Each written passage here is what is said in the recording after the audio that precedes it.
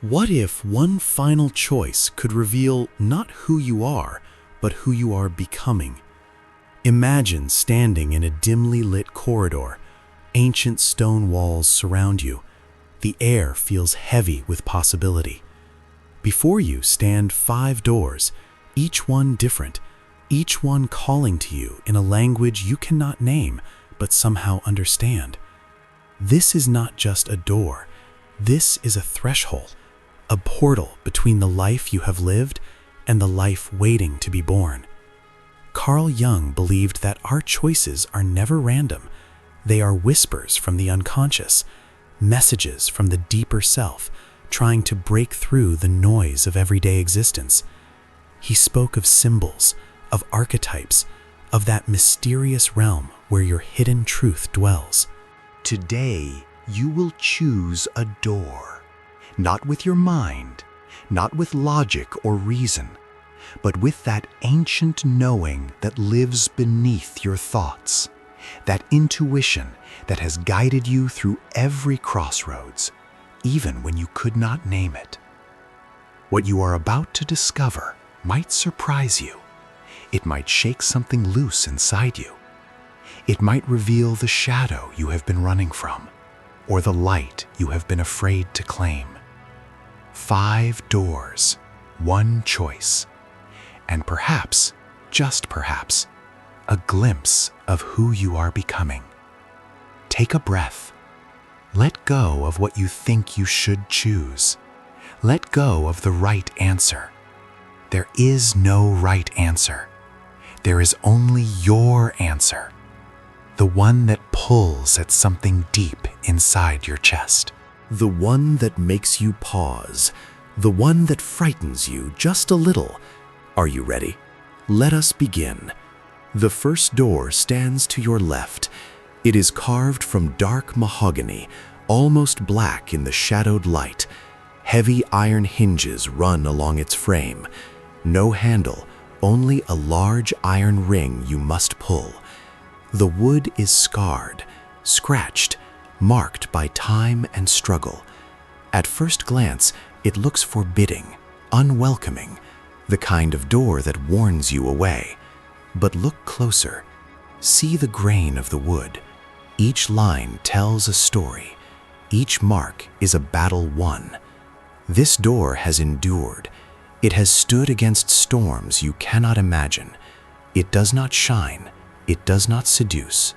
It simply exists, powerful, immovable, real. The color speaks of earth, of depth, of the underworld Jung called the realm of shadow. Dark wood carries the weight of every secret, every buried truth, every part of yourself you have hidden away. It is the color of soil where things decay and are reborn. It is mystery. It is strength that does not apologize. This door whispers of the guardian archetype, the protector of thresholds, the one who stands between chaos and order, the one who has learned that safety is not given, but earned. But there is something deeper here, something most people miss. If this door drew your attention, deep inside you crave protection, not from others, but from yourself. From your own capacity to be hurt. Perhaps you grew up in an environment where vulnerability was punished, where softness was crushed, where you learned early that the world does not cradle the tender-hearted. So you built walls, strong ones. You became the fortress. You made yourself impenetrable. Your greatest strength lies in your resilience. You do not break easily. When others crumble, you stand. When chaos erupts, you become the eye of the storm, calm, centered, unmoved. People lean on you because you seem so solid, so certain, so strong. But Jung reminds us that every strength carried too far becomes a prison. The fortress that keeps danger out also keeps love out. The walls that protect you also isolate you. You fear being seen, truly seen, because beneath that armor is a heart that still remembers how to bleed. In relationships, you likely seek people who feel safe, predictable, people who will not demand too much emotional exposure. You give, but carefully. You love, but with one hand always on the exit. Not because you are cold, but because you are afraid. Afraid that if you open that door fully, everything you have worked so hard to protect will come spilling out. Do you fear softness? Can you allow yourself to be held without also needing to hold everything together? This dark door whispers that you are ready to guard yourself less and trust more. That the next version of you knows how to be strong and vulnerable at once. But only if you choose it. Only if you walk through that door and face what you have been protecting yourself from all along. Yet, there is something you may not realize. The heaviest door is often the gateway to the lightest freedom. The second door stands directly ahead. It is painted deep royal blue. The paint is fresh, glossy, perfect. A brass handle gleams in the low light. The frame is symmetrical, clean lines, nothing out of place.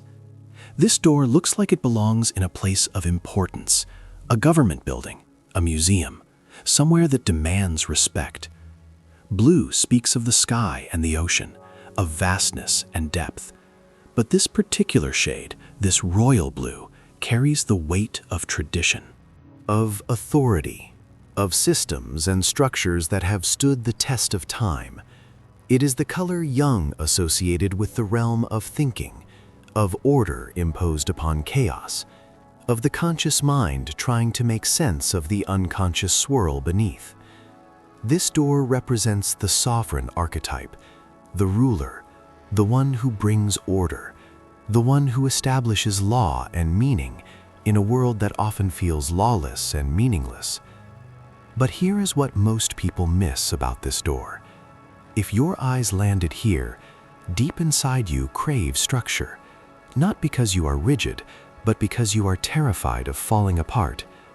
Perhaps life felt chaotic when you were young, unpredictable. Maybe you never knew what version of your parents you would get. Maybe love felt conditional. Maybe safety was something you had to create for yourself because no one else would create it for you. So you became the architect of your own life. You made rules, plans, systems. You found comfort in knowing what comes next. You built a world you could control because the world you inherited felt wildly out of control. Your greatest strength lies in your ability to create order from chaos. You are the planner, the organizer, the one who sees the big picture and breaks it into manageable steps. People trust you because you follow through, because you say what you mean and mean what you say. Because in a world of uncertainty, you are a fixed point. But Jung warns us, the need for control is always rooted in the fear of losing control. The more perfect your plans, the more terrified you become of the unplanned. The more you structure your life, the less room there is for magic, for spontaneity, for the messy, beautiful, unpredictable experience of being alive. In relationships, you likely seek partners who are stable, responsible, people who share your values and your vision. But you may also find yourself trying to manage them, to fix them, to help them become better versions of themselves. Not because you are controlling, but because you believe that improvement is love, that helping is caring. Do you fear chaos? Can you allow yourself to not know? To not have a plan? To trust that even without your careful management, life will unfold as it should? This blue door whispers that the next version of you is ready to release the grip, to trust the process, to understand that some of the best things in life cannot be planned or controlled. They can only be experienced, but only if you are brave enough to choose it. The third door stands to your right. It is pale wood, almost white, smooth, unmarked. No carvings, no decorations, just a simple brass knob. It looks almost invisible, easy to overlook, the kind of door you might walk past without noticing. White carries the energy of emptiness, of potential, of the blank canvas waiting to be filled. Jung spoke of white as the color of new beginnings, of purity not in the moral sense, but in the sense of being unburdened, unwritten, open. This door represents the eternal child archetype, the part of you that remains forever curious, forever open, forever willing to begin again. Yet there is something you may not realize about simplicity. If this door called to you, deep inside you crave freedom, not from responsibility, but from the weight of identity itself. Perhaps you have spent your life being what others needed you to be, the good child, the responsible one, the one who always knew what to do. Maybe you performed so well for so long that you forgot who you were beneath the performance. So you dream of lightness, of starting over, of walking away from everything that defines you and discovering what remains. Your greatest strength lies in your adaptability. You are not rigid. You do not cling to old versions of yourself. When life changes, you change with it. You shed skins. You reinvent. You understand that nothing is permanent, not even you. But Jung reminds us that the refusal to commit is often a fear of being trapped. The person who is always becoming never quite arrives. The soul that remains forever open never quite fills. You fear definition. You fear that choosing one path means closing all others. You fear that becoming someone specific means losing the freedom to be anyone at all. In relationships, you likely seek space, independence, partners who do not need you to be anything other than what you are in this moment. But you may also struggle with intimacy. True intimacy requires you to show up fully, to be seen, to be known. And that terrifies you because it feels like being pinned down. Do you fear commitment? Can you allow yourself to choose one life, one love, one path, and trust that it is enough? This pale door whispers that the next version of you is ready to land, to choose, to commit, not because you have to, but because you finally understand that freedom without direction is just drifting. The fourth door is painted deep emerald green. The paint has a slight shimmer to it, like sunlight through leaves, like the forest floor after rain. The wood beneath is strong, thick. A silver handle curves gracefully. Vines are carved faintly into the frame, almost hidden. You have to look closely to see them. Green is the color of nature, of growth, of life renewing itself endlessly. Jung connected green to the heart, to the realm of feeling, to the deep instinctual knowing that connects all living things. It is the color of the mediator, the healer, the one who stands between worlds and helps them speak to each other. This door represents the healer archetype, the one who mends what is broken, the one who sees the wound beneath the anger, the pain beneath the silence. But here is what most people miss.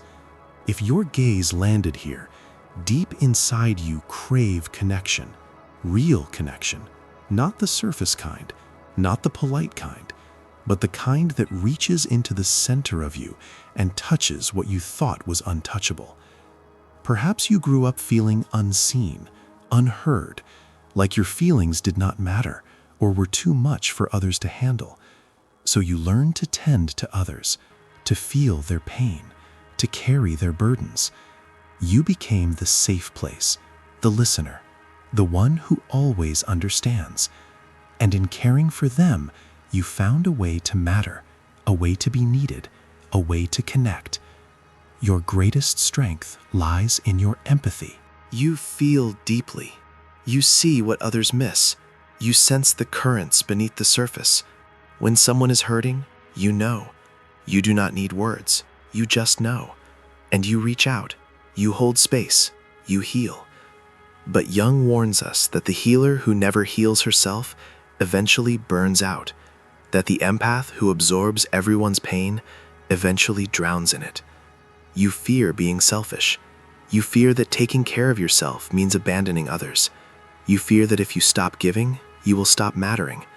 In relationships, you likely seek depth, emotional intimacy, partners who are willing to go deep with you. But you may also find yourself in relationships where you give far more than you receive. Where you are the therapist, the mother, the savior. Not because you want to be, but because it is the only role you know how to play. Do you fear being a burden? Can you allow yourself to be cared for, to be held, to receive without always needing to give back? This green door whispers that the next version of you is ready to heal yourself, to turn that deep compassion inward, to understand that you cannot pour from an empty cup, and that filling your own cup is not selfish, it is necessary. The fifth door is unlike the others. It is not painted. It is not carved. It is made of glass, frosted, almost translucent. You can see light beyond it, shapes, movement, but nothing clear, nothing defined.